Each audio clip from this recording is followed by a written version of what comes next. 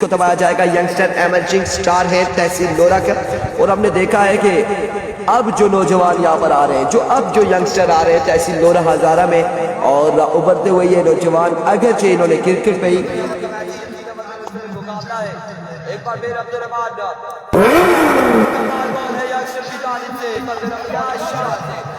फिर दूसरा बॉल दिए दो शानदार गेंदबाजी कर रहे हैं अब्दुल रमान, रन यहाँ पर आएगा एक बल्कम काबिश बलोच मुशामिल कहते तमाम ने और क्या बड़ी विकेट आती है चाहे एक बार फिर अब्दुल रमान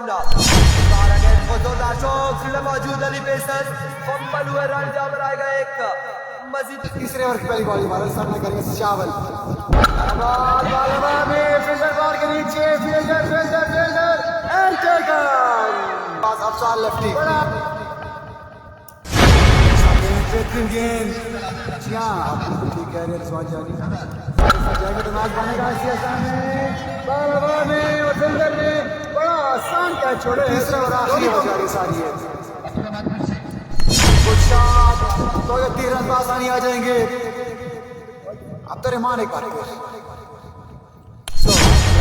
अच्छा बॉल था,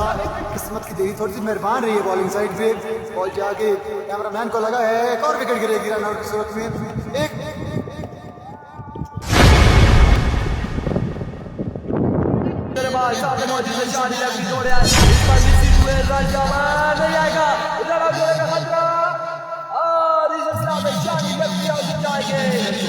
एक बार फिर अब्दुल रमान